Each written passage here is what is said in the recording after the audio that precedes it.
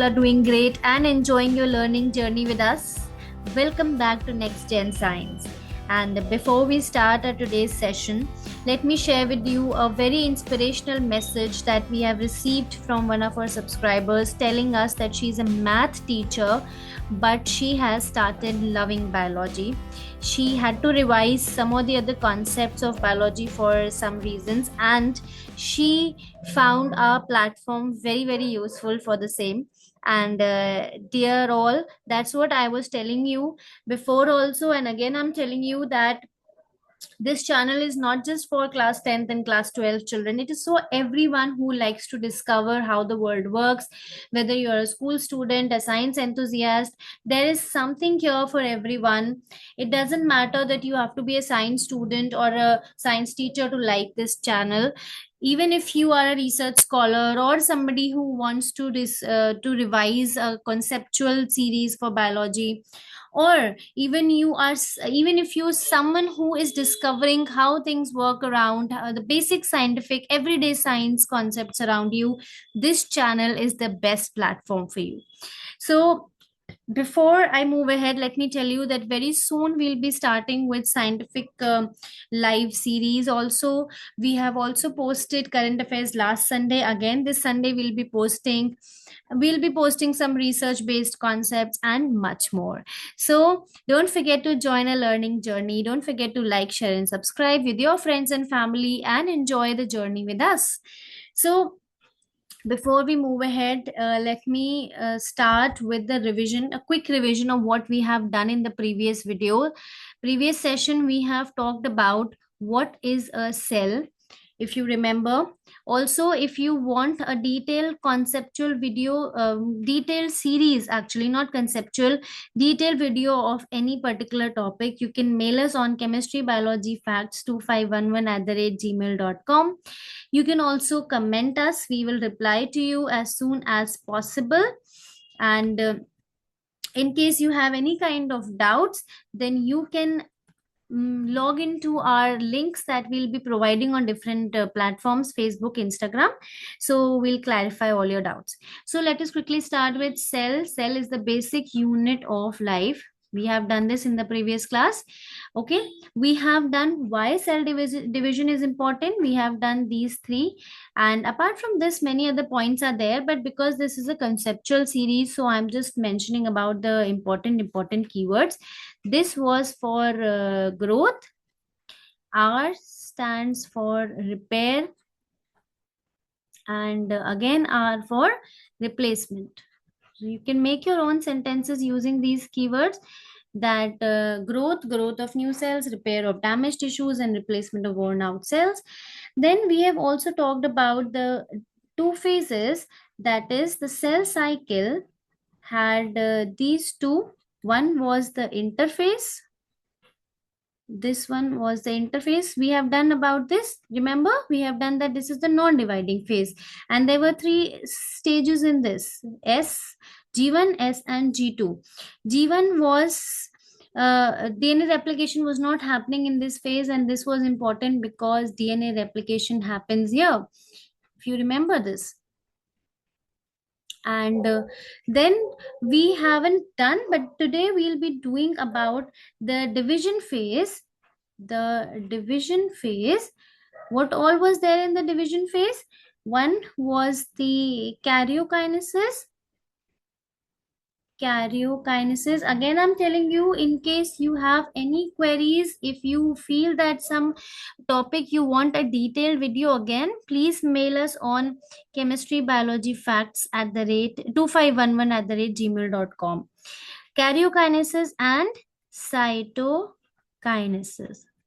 In karyokinesis, if you remember PMAT, we haven't done this, we will do in today's class. PMAT, I'll tell you what it is. I know most of you must be knowing also. And cytokinesis. So we'll be talking about, in today's class, we'll be talking about mitosis and the significance of it. Also, we'll be talking about meiosis. Okay. Now, so let us quickly proceed ahead, and please make sure that you like our different platforms, because I'll be posting the links for the session in which you can talk to us and clear your doubts. Let us move ahead. So we have done all this. We have done these phases. We have learned here. We have seen that here the DNA content doubles. That is the synthesis phase. It is also the critical phase. Now, today's class we'll be talking about mitosis. Now that the cell has completed interphase, it is fully prepared for division, and also we remember that it is now the time for the actual process of cell division to start. So let us begin with mitosis. What is mitosis? Mitosis, it also known as mitotic cell division. It is a process in which one parent cell divides to form. Now this is important. I'll just change the pen color so that it is very clearly visible to all of you.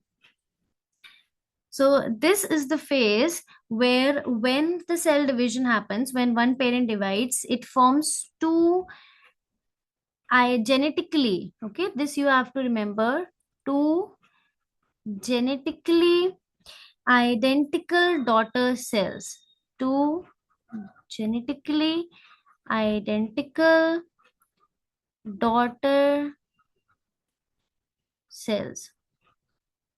Okay, now without any change in the chromosome number that we have done already, what happens here is that both the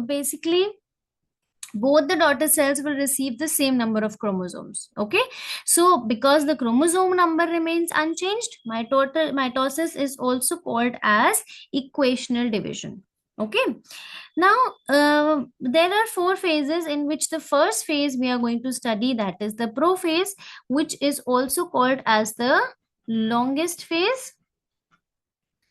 Okay, it is one of the longest phase, and here what happens is the chromatin fibers condense and become short, thin, visible chromosomes. You can see these chromatin fibers which are going to become condensed. They'll become short, they will become thick, and they'll be visible as chromosomes. There is also, let me tell you that because it's a conceptual series, so we are not discussing in detail, there is early prophase also and late prophase also. Then here the centrosome divides into two centrioles. You can see here there are the two centrioles. I haven't marked because I will be marking as simultaneously when I am teaching you also. So here you can see that these two are the centrioles. Okay, and here also the centriole. Then what happens here is the centrosome divides into two centrioles which begin moving towards the poles of the cell. You can see these are two poles of the cell. Okay, and here the fine microtubules called astral rays. Here these are the astral rays. Astral rays, fine microtubules which are called as the astral rays, radiate from each centriole. This is a centriole and astral rays are radiating from them.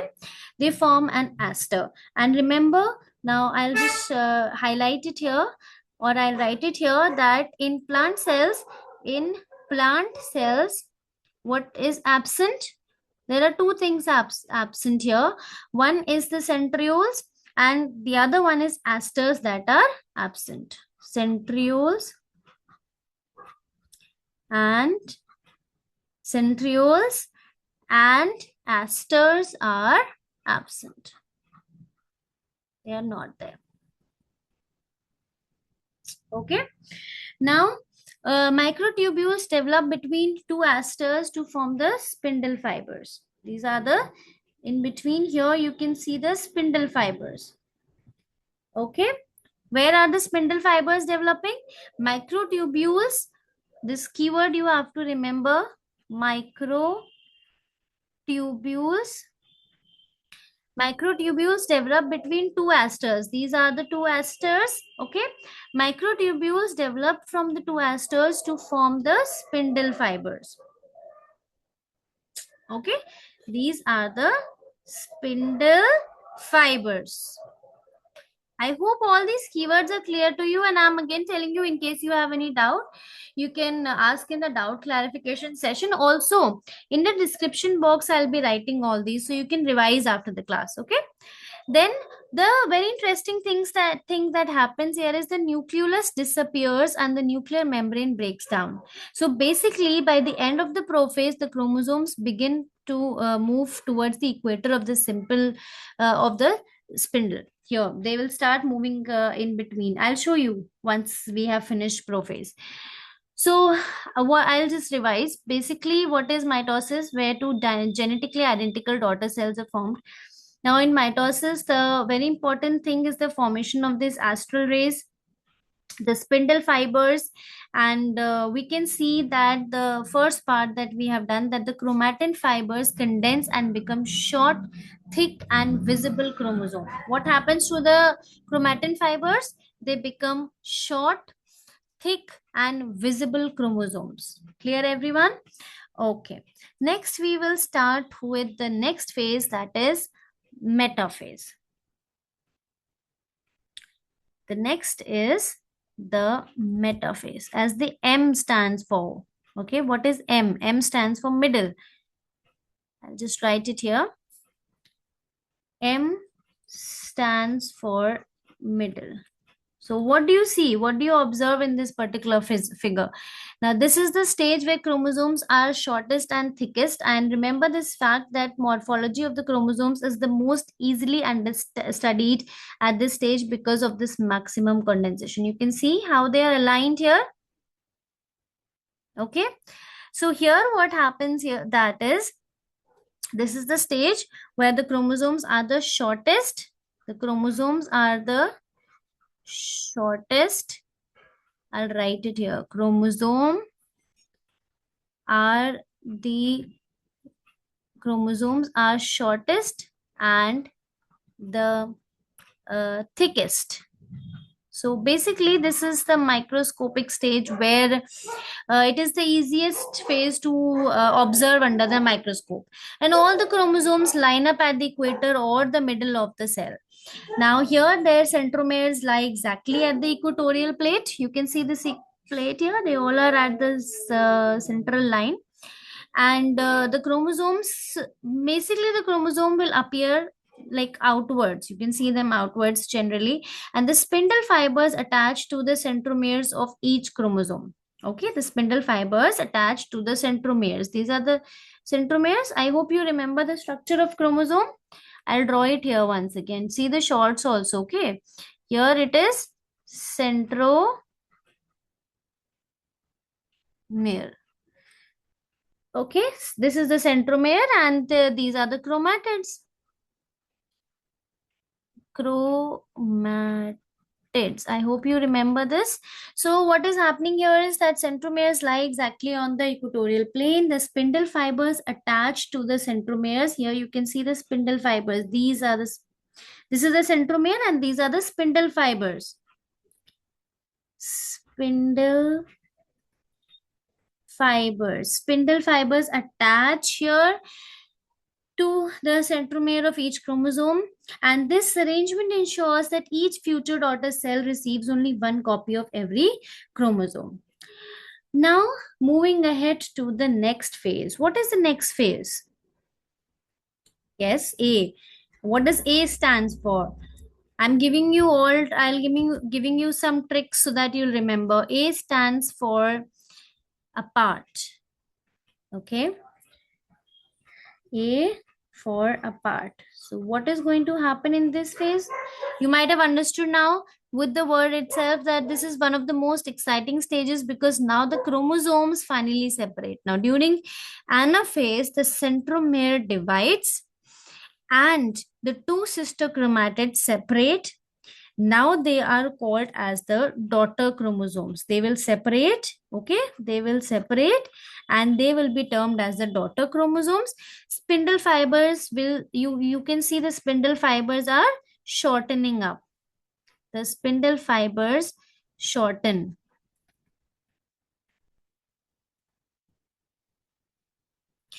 The spindle fibers shorten, they pull these daughter chromosomes toward the opposite poles, and as they move, the chromosomes often appear as V-shaped. You can see V-shaped. It's obviously visible very nicely, and that's why I didn't label the diagrams. I thought that I will mark it along with you while I'm talking to you so that it becomes a bit more interactive. Anyhow, most of you were telling me that you want the face reveal. And let me tell you, the face will also be revealed in one of the videos. As of now, I want to connect with you through mails, comments, and your heart touching messages. So keep learning with us. So you can see that this is V shaped. Also, they appear as J shaped or L shaped. It depends on the position of the centromere, actually. I hope you are not forgetting where is the centromere. And then by the end of the anaphase, each pole has an identical set of chromosomes. Okay. And with this phase is also over. And now the ending has come. But remember that every end has a new beginning. Okay. The stage is going to end, but the beginning will start again. So as we all know that every end has a new beginning, this is the ending, that is the telophase, but here the rebuild is going to happen. We will see what is the rebuild here. Basically this is called as the telophase. Okay, telophase. And this is the final stage of karyokinesis. This is the final stage of karyokinesis. Okay, and here what happens is the daughter chromosomes are now at the poles, like you can see, but I want you to comment and tell me something is appearing here and something is disappearing from here. What is that? Please make sure that you comment also. Of course, I'm going to tell you right now, but please make sure that you comment and tell us so that it becomes a bit more interactive. What is happening here now? The chromosomes begin to uncoil. They form the chromatin network once again. They form the chromatin network once again. What was the chromatin network? The chromatin fibers. Okay. Chromatin network is formed once again, and the spindle fibers are disappeared. I was asking you what is disappeared now, what is not there in this particular diagram. It's very, that's why I'm telling you I did not label it. Why? Because I want you to see and analyze on your own what is there, what is not there, and why do you think spindle fibers have disappeared from here? Because now the work is over, they have been already pulled towards the poles, and now it is the time for the cell to finally divide. So a nuclear membrane has appeared, the nucleolus, it will reappear around the set of chromosomes. The nuclear membrane, the nucleolus will reappear, and as a result the now two daughter nuclei are formed, and this is the end of karyokinesis. Okay, at the end of this, what is formed? Two daughter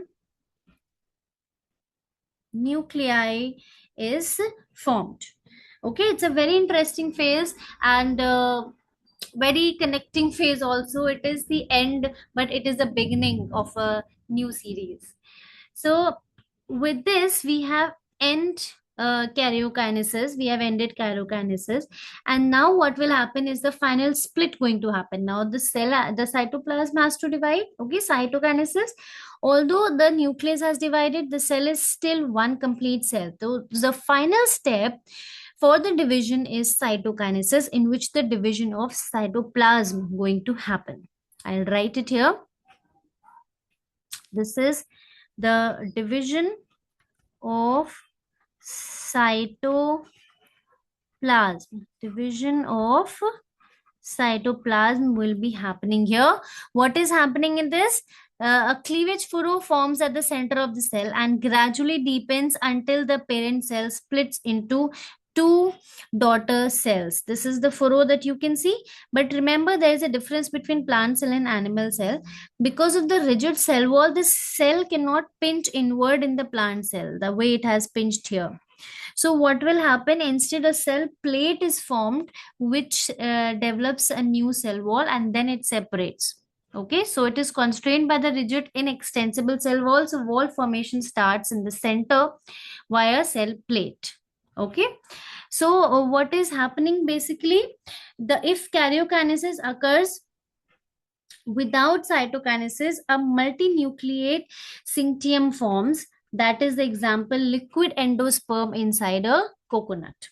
Okay, remember this is a fact for the day. So remember this. I hope you have understood cytokinesis and karyokinesis very well. I'll quickly help you to recall. There were these stages PMAT, okay, and this was the ending final stage in which two daughter nuclei have been formed. After this is the stage in which the final split is going to happen in animal cell with the help of a furrow in the plasma membrane. It will deepen from outside and in, and finally mechanically it will divide the cytoplasm as if it is drawing like a drawstring. And here in the plant cells, basically a cell plate is formed which finally separate the two daughter cells. So with this we have completed mitosis, but again I repeat, in case you have any doubts, please comment and we will reach out to you in our live classes. You can join us or you can mail us on chemistry biology facts 2511 @gmail.com. So this I've already told you the importance of mitosis. Now we'll talk about a basic difference between mitosis and meiosis. So basically mitosis, here I'll just highlight it for you. Mitosis is basically when the self, it is for the self, the cells divide and just remember one thing is just coming up into my mind. If there is uncontrolled division of cell, okay, if there is uncontrolled division, then it leads to the cancer, that is the cells divide uncontrollably. So it is important that cells, the uh, division of the cell has to be in a particular control. Now, meiosis, here what happens is it results in four unique haploid cells.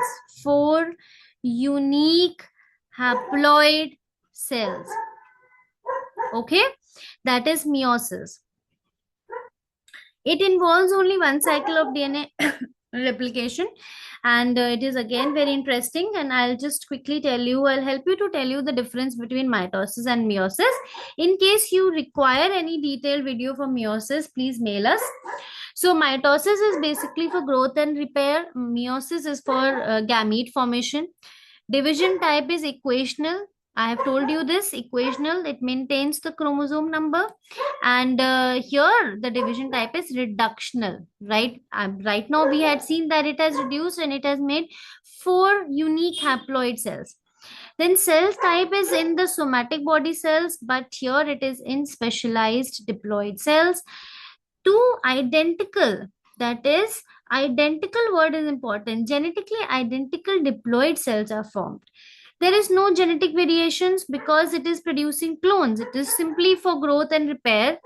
But here there is high variation and crossing over happens. So basically, mitosis sustains the individual and meiosis sustains and evolves the species. So with this, we have completed our today's lecture, and I hope you might have understood the conceptual basics of this particular chapter. Again, I'm telling you, it's a conceptual series, so you might not feel the detailed explanation of a particular video, but if in case you require the same, please let us know. You can follow us on Instagram and Facebook. You can Gmail us on chemistrybiologyfacts2511 @gmail.com. Please like, share, and subscribe. Thank you for all the support that you have given us. See you in the next time. And next class, we are starting with the next chapter, the next conceptual chapter. And so stay tuned with us. Thank you and take care, everyone.